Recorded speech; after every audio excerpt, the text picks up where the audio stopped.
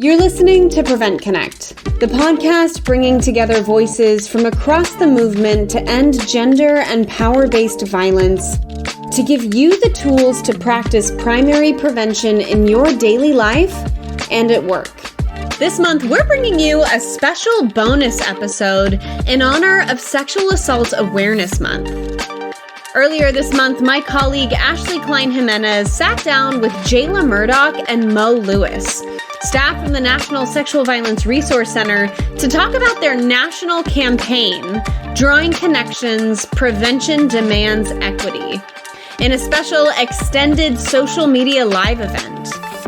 If you caught our Instagram live, they're going even deeper in this episode, talking about the importance of racial justice in our work to end sexual violence, how it shows up in our prevention strategies, and what we can do in April and throughout the year to meet the needs of survivors and our communities.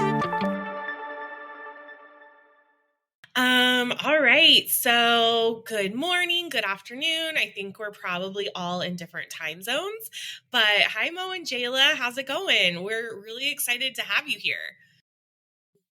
We are in different time zones. I'm doing great. It's a beautiful day. Like they have the windows open and the breeze coming through.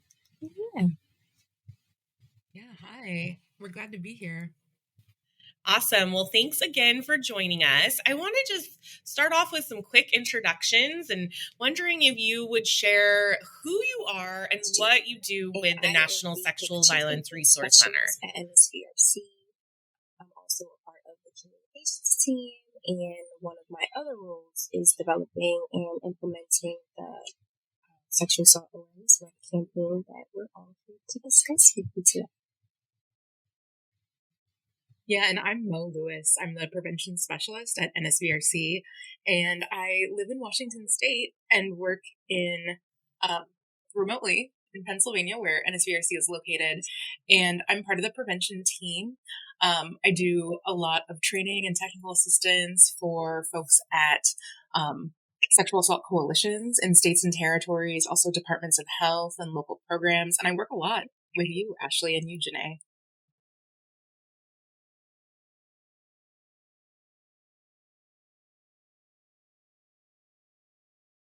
Amazing. Well, we are, again, so excited to have you both here. I'm a big fan of all of the work that you both do. And, I think a lot of people are probably familiar with the resources that come out of the National Sexual Violence Resource Center, or NSVRC, as I lovingly refer to you all as. But on top of all of that, all of the things that you are providing to us to end sexual violence, you all are also the real think tank behind the annual sexual assault awareness campaign that takes place in April.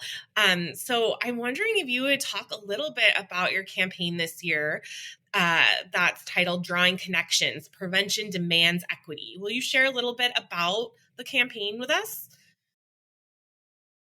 So we're honored to shine a light on the current historical conditions that have long kept survivors of many identities and experiences underserved for many years. So Drawing Connections, Prevention Demands Equity is a call to all individuals, communities, and organizations and institutions to change ourselves and the system surrounding us to build racial equity and respect.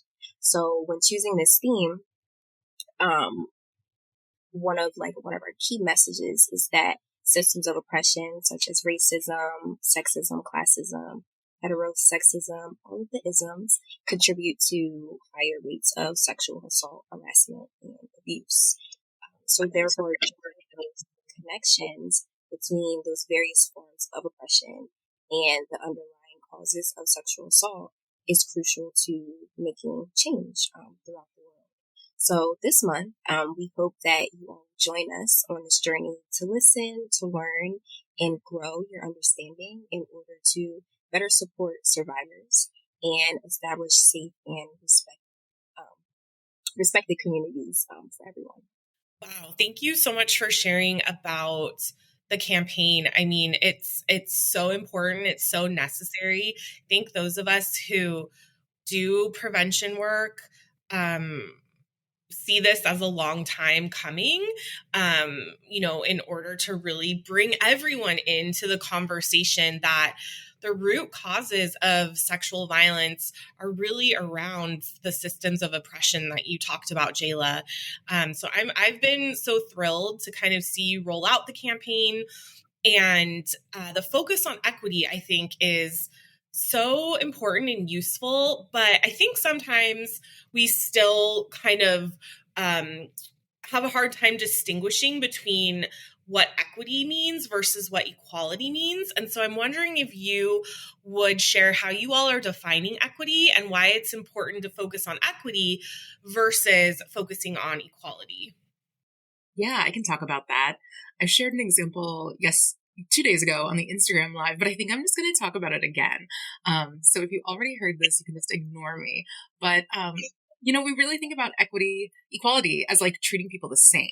So like we want everyone to be equal. We want to give everyone the same thing to help them. And on the surface, it might sound really fine, but the issue is that we don't necessarily need or all want even the same things. So this example is that if you wanted, for example, to have reliable transportation for everybody, like that is your thing because you want people to like be able to get to where they're going. You decide to give everyone a bicycle. And for some people that would be really helpful. They would be like, yes, thanks for this bicycle. And then for other people, it actually wouldn't be helpful at all. It would be like a burden to have this bicycle. Equity really takes into account that we need different things, but it also takes into account oppression, which is something that really shapes all of our lives. It's the kind of thing that either benefits us by making the world easier for us to go through, or it really harms us by dehumanizing us and making the world harder for us to navigate. So like for the bicycle example, if we really wanted to like have reliable transportation for everybody, we'd have to do this deeper dive, right? And look into why transportation options are so bad in certain areas. So like maybe it's unsafe to walk on the sidewalks, or maybe there are no sidewalks, or maybe there's a lack of funding for the bus service and now it takes a really long time to get anywhere. Maybe some people would love to take a bike for transportation, but it's not safe where they live to ride on the roads. And then there's also this thing about funding, right? So funding for things like bike lanes, robust public transportation, the funding isn't divided up equally. So some neighborhoods, we know this, right? We live in the world. Some neighborhoods might have these really big, safe roads with dedicated bike lanes, and others really don't. There are places where you're like, yeah, we can't ride bikes here. And a lot of that is inequity and it's rooted in oppression. So what we need to do when we're thinking about when we think about this, it's like, why would the neighborhoods be so different? What are the policies that were put in place years ago that like made it this way today? It's like, it doesn't happen on accident that a neighborhood is a certain way. There's a lot of like planning in community and maintaining the services in a community. And so if we look deeper, we can always like find where the oppression plays into that. So I know that's like an example about bicycles and like transportation and stuff, but I think it's that example of a deeper look. And in terms of like how oppression shapes things and how it makes things inequitable, that really can be helpful when we're thinking about our work to end sexual abuse, assault, and harassment. It's a big story, but we really wanted to focus on equity and really focusing on like, what does that mean and how can we build that into our work and into our lives? I think that's a really nice way to explain the difference between equity and equality and just why equity is such an important factor. So I appreciate you giving that example. And I think, when it comes down to it, we want to make sure that what we're doing to try to prevent sexual violence isn't recreating inequitable situations. And so focusing on equity and making sure that our prevention strategies and approaches are equitable, such an important piece of this work. And that kind of brings me to my next question, because I know that there's been a real shift over the years in our work to move away from thinking about sexual violence as a single issue and looking at how it intersects with all other forms of violence, and how oppression and other forms of violence both create and uphold sexual violence. So I'm wondering if you would talk a little bit about what it means at NSVRC to center equity in your National Sexual Assault Awareness Month campaign. So racial justice and oppression is broad work and service and concept, right? But it is also a call to individuals and communities and organizations to change ourselves. And as with any movement, these realities continue to evolve and require an ongoing conversation to ensure that harm prevention remains relevant throughout the years. It's not just a conversation in April. It's not just a conversation when something happens in the world. It's something ongoing, and we have to continue to put equity into perspective when we discuss these issues. Jayla, I think that's such an important point that we're always saying every April that we need to continue these conversations, that it's not just a month, but it's really the work that we do all year long. And I also just love the focus on we can't just worry about what we're doing in communities and what we're telling other people, but what are we doing with ourselves? How are we looking at ourselves and how we're recreating oppressive systems or dismantling them in our organizations? So I think that's so cool. And I love that you all are just kind of bringing people along no matter where they are in their journey around ending violence, that there's a place for them in this campaign. I still, though, kind of get the feeling that we're trying to understand how embracing equity can be a solution to the problem of sexual violence. Sometimes it takes a few steps for people to be able to connect those two things. And pivoting from only thinking about behavior change and focusing solely on sexual violence, there's been this shift to talk about things like housing inequities and anti-Blackness, and that is so necessary. But again, I feel like sometimes people are missing like where those linkages are. And so we see a lot of like one size fits all approaches to prevention. And it doesn't work because we all walk through the world differently based on our identities and our lived experiences and how we're impacted by inequities. It's just not the same. So I'm wondering if you would talk about advancing equity. You're really clear in your campaign that in order for us to advance equity, we have to respond to the needs of those most impacted by systemic oppression. But what does that actually mean? Yeah, I can talk about that. We know, right? We know that certain groups of people experience sexual violence at higher rates. And those are groups that hold multiply marginalized identities. So like Native women and Black trans women. And the thing is that it's not having the identity that increases the risk, right? It's not like being this person and having these identities increases your risk. It's the systemic oppression of those groups that's creating that impact.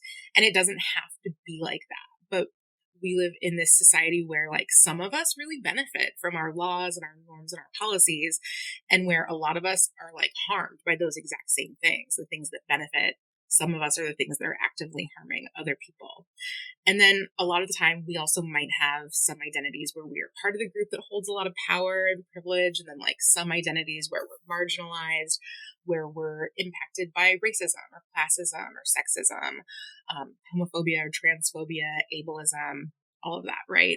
So what it means in our work is that we can't just like assume that policies or norms that work just fine for us will be fine for everyone else.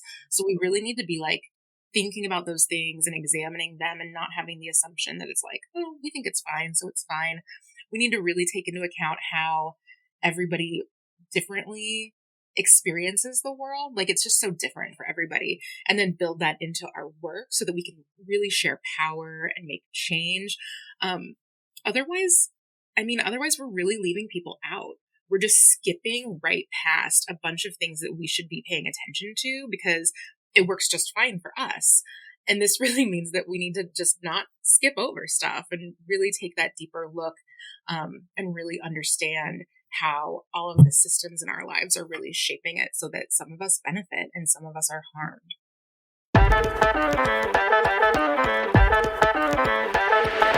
The biggest in-person event in the movement to end sexual violence is happening this year in San Francisco, and we want you to be a part of it.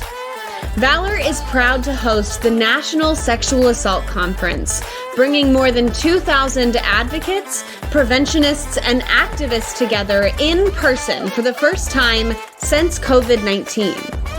Our theme, Equity in Action, is all about building cross-movement partnerships to end sexual violence and eradicate all forms of oppression. From LGBTQIA justice to immigration, advocacy, reproductive and disability justice, and the largest prevention track in the country, our workshop tracks are addressing the root causes to violence, how systems come into play to create a culture of violence, and how we can come together to advance equity. Registration opens in May. You can find out more about the conference and how you can attend at nationalsexualassaultconference.org. We can't wait to see you there. Yeah, thank you, Mo. That all makes a lot of sense. And I'm wondering for people who are listening right now who are like, okay, like, yes, that makes sense. I see that. And I want to be able to go deeper in those connections so my work can be the most impactful. How can folks start drawing connections to the various forms of oppression and how they intersect with sexual violence? I think you all have some tools and resources for that through this campaign. So these discussions about racial issues and racism, equity, and inclusion are often avoided, due to feeling uncomfortable about talking about it, and also risks, reactions when talking about these topics as well, which is understandable. But being uncomfortable is okay. It is okay to be uncomfortable. And for us to address the social exclusion, unequal access to resources, disproportionate exposure to harm, and unjust prejudices that people of color face, we must show up for them. And we also have to have that want to understand these communities more and what we all can do to help one another. So, like you mentioned, in developing this year's campaign, one of our goals was to make the connection between oppression and sexual violence very clear for people.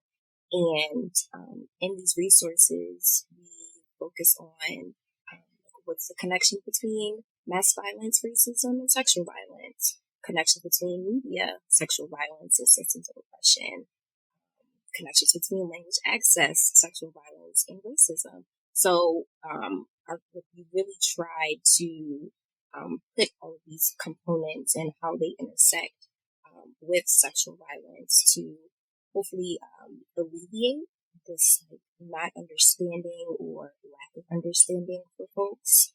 And we have these resources to encourage people to start making those connections. And yeah, so our hope is for everyone to understand how to give context to the information or statistics we may see daily on the news or when we read an article, and how to show up for these specific groups. That's amazing, Jayla. And I've looked at those resources and I think they are so helpful in really laying it out for people to, if they are having a hard time making those connections, it's there. Like, you all have done such a great job of putting it out there and just showing like how these issues intersect, how they uphold sexual violence. And so once everyone has gone to your website to see the resources, they have read how all of these things connect, they're feeling that like, okay, this, I see it now. I see this big picture. I acknowledge these systems are at play. Now what? What do we do about them? What would you say to those people? What can we do about these systems of oppression and how they are really creating environments where sexual violence is more likely to happen? It's a good question. I mean, we need to change them, right? Like that's been that becomes our work. So like one thing that is really important to work on this is like really thinking about like where you're at right now. And thinking about like what work needs to be done where you are. Like we all have places where we are connected with other people, whether it's through like our organization or a church group. So thinking about like whether your own workplace policies are equitable, whether they're perpetuating oppressive beliefs or values, and then you can like work with your coworkers to change them. One example is that at NSVRC, we've been on this journey to become an anti-racist organization. And even though we've been working on it for a handful of years now, I always say like, we're in the beginning stages because it's the kind of thing where if we really want to make change, we can't just have like a training or a few trainings. We have to really look at our structure, our policies, our history, how we do the work. What's our pay structure, what's our insurance, like all of these things, right? All of the systems, and then make changes to those. And that all takes a while. But also like who would we be to put out resources about this thing if we're not also like doing this work? So I think that's really important, is that we can do this work with people in communities, but we also need to be thinking about where we're at and what we're doing in our own spheres. So like doing the work where you are, first of all, a community group you're part of, your family, your neighborhood, and your workplace. And then when we're thinking about all these systems that are oppressive, it can like feel really overwhelming to make that change. Like, I don't know, I think it's exciting, but I think sometimes it could also feel overwhelming. So thinking about like where we can partner with other people is really important, because we have more power together, and there are so many organizations and groups that are also working on anti-racism, anti-oppression. It kind of expands the focus of like the work that we're doing. It means we don't have to be so narrow. We know that like all of these things will help create a culture where sexual violence is not common, where it's kind of unthinkable. I mean, that's our goal, right? So if we can work with others, that will really help get us there. Thanks for that. And it makes me think back when you talked about, when we acknowledge these things and we really see them for what they are, it can feel very overwhelming, but it also makes me think back to some of your past campaigns. I remember there was one that was about preventing sexual violence takes all of us. And so it isn't something that one person or, us, the three of us, or four of us on this call can fix, but we can look at the influence that we have. And like you said, the communities that we're a part of, our neighborhoods, our workplaces and organizations, and see where our kind of like circle of influence is. So I like thinking about it that way. And so I want to also just talk a little bit more about some of your resources, because I know that you all have a huge social media push on this campaign, but that's not all there is. You have a ton of incredible publications, things for people to read, and other engagement opportunities coming out this month. And I was hoping you would talk about what some of those resources are that people can look forward to during April. Yes. So we have information about housing insecurity in relation to sexual violence. Of course, we touch on equity versus equality and breaking that down, like Mo discussed earlier, creating a healthy workplace and healthy workplace actions that employers can take as well as employees. And we have Become an Agent of Change, which is directed to our youth because they are our change makers. They're the future of the world, and it's important to bring them into the conversation as well, because it impacts everyone. There's no age, there's no race. It impacts everyone, so it's important to bring them into the conversation. We have a glossary of terms, which is a part of our drawing connections one-on-one and learning these terms that we see all the time, but we may not actually know the definition. So we have these lists of terms to bring folks into the conversation. Like I mentioned earlier, we have those drawing connections pages. I believe there's like 6 of them. and they're full of information, and we were able to collaborate with folks who specialize in like these conversations, and they help us create these resources. So not only are they coming from NSVRC, we also were able to collaborate with folks across the country as well. What else do we have? We have a social justice book list that the NSVRC library team helped us put together, and it ranges for like children to, I believe, young adult age. And our hope is to continue to add new books to that list throughout the years, and just sharing that out on social media for folks to have. And yeah, it's like great resources. There's so many. It's like, it's a lot. And we're really excited to get that all out to you all very soon. If you like what you hear, check out other Valor Media podcasts about ending sexual violence and advancing equity. Valor Conversations, a podcast about the collective power to prevent sexual violence in California, or Leadership Moves, a podcast that shares the stories of leaders of color who carry the legacies of those who built the movement to end sexual and domestic violence. You can find both at valor.us or wherever you listen to podcasts.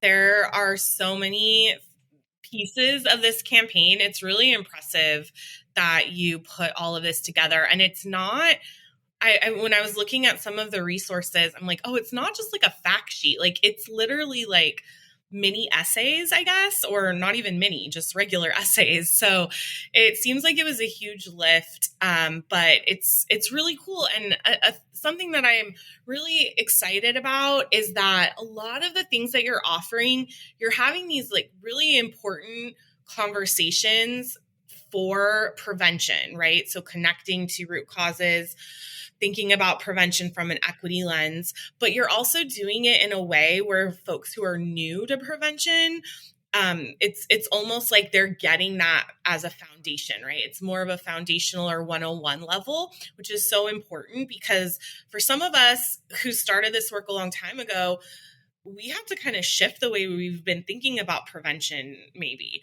And I feel like sometimes, once you get to working at a more national level, you kind of miss those foundational pieces, or just talking about prevention in language that is accessible to everyone. So wondering if you would talk a little bit about how the SAM campaign brings people along in the work to advance equity, whether they're just starting out in this work or they've been doing it for many years. That's a great question. And like you mentioned, like, we really tried to have everyone see themselves in this campaign.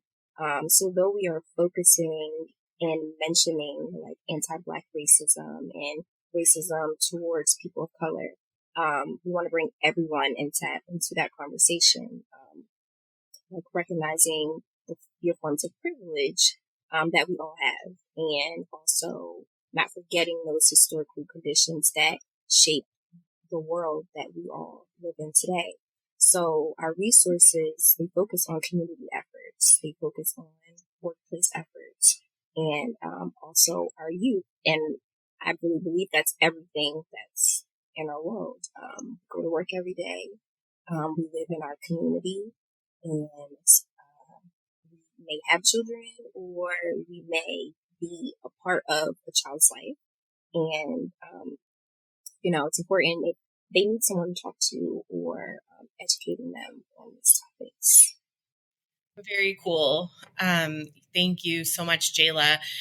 I know that, so you all are also doing a lot on social media and really trying to build conversation around the 30 Days of SAM campaign, which is always one of my favorites. I always want to win the contest. I'm going to try again this year. But how can people engage in conversations around equity this month? Engage with our prompts. We have daily posting them on our social media page. And today, I believe the prompt is embrace yourself.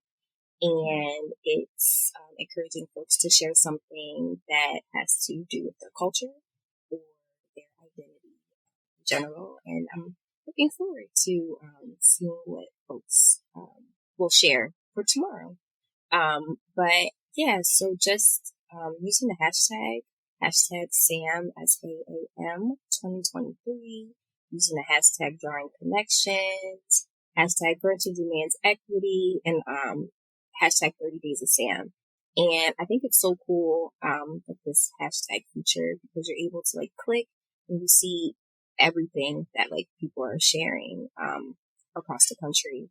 And it's not just like partners and organizations, it's actual like individuals and advocates. And everyone's like so creative.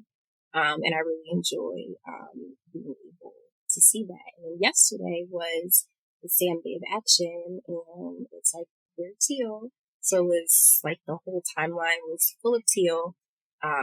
Everyone was like at NSVRC on their story, and yeah, a lot of organizations bring teal together and taking group photos and just putting that conversation out there. And like Janae mentioned, it may be the first way that someone is introduced to this movement. And even though like you may say, oh, it's just wearing teal, but it's a start to a really important conversation that can really go far.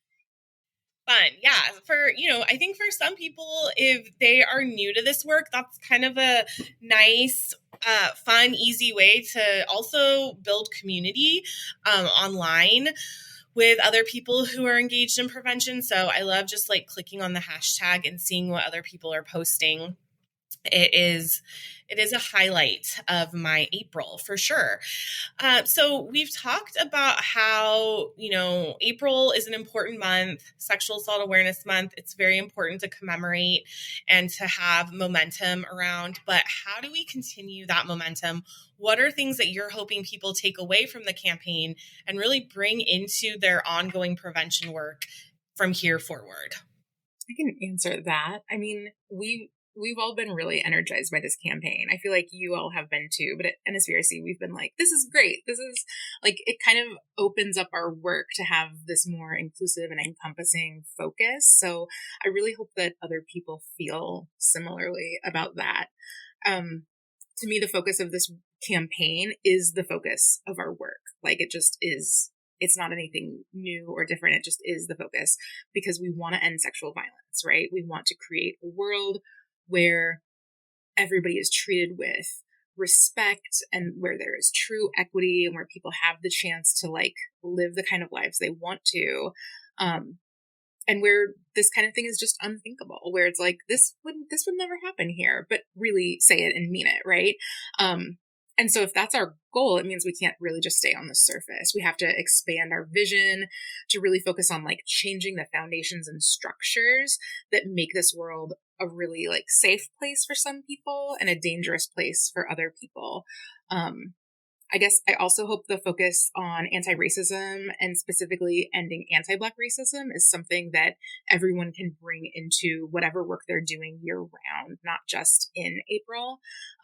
It's really so important. And like I said before, we all have like places in our lives where this work is needed, whether it's our workplace or like another place that we're involved in. I agree with everything Mo said. But like I mentioned earlier, I hope that everyone feels included in this campaign and that it can continue to be used, not just in April, but year long, and that they feel more confident in diving deeper into these conversations by using the tools that we have provided, and continuing to keep those conversations going in order to make change. And like Mo said, we can't just stay on this surface level on how to end sexual violence, this equity and equality, and recognizing the inequalities in the world is really it's what we have to do to end sexual violence. Thank you, Jayla. Thank you, Mo. I agree with that wholeheartedly. And it's so neat to see so many organizations across the country and individuals reposting your resources and sharing their take on equity and sexual violence prevention. So when April, how many days are in April? I think 30. When April 30th rolls around and you kind of tie up your SAM campaign for 2023, how can people continue to be connected to you, to the work that you do year round, and also to your 2024 SAM campaign? Thank you so much. It's been a really great conversation today, as well as on Monday with Janae. But to stay connected throughout SAM, you can follow us on all platforms at NSVRC. So that's Twitter, LinkedIn, Instagram, and Facebook. Be sure to use those hashtags. We also have a social media guidance where we drafted some social media posts for folks to share. And then we have our shared graphics as well, where you can share them on social media and continue this conversation. And then, as Ashley mentioned earlier, we do have our Rooms with a Message, which is new this year, and it's for ages like 5 to 18. And there's like different prompts, and you just get creative. You can tie it into the theme. If it's with children, it can relate to anti-bullying. You can teach them, like, what is equity versus equality, and start to bring them into the conversation as well. And at the end of the month, we will be offering prizes for this contest as well. And our 30 Days of SAM is also a contest, and we have daily winners, and end of the month, we have a final prize winner, and it's a $250 Etsy gift card. So we encourage folks to participate. And yeah, thank you so much, Ashley and Janae. I really appreciate being able to discuss this year's theme and also being part of the conversation this year. Yeah, I just want to shout out to Jayla. It's so much work coordinating this campaign, and the work starts like the year prior. So she's been heading up the whole thing, and I just want to be like, good job, Jayla. I'm really in awe of the work that you do. This is huge. And yeah, we've had a lot of new staff and a lot of like new things going on. And so I don't know. I just want to say like, hey, good job. My coworker, yay.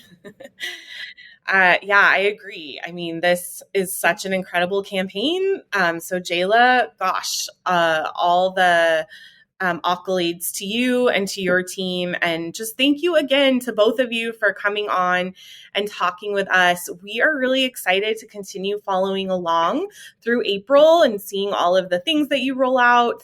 And I'm very excited about the meme contest.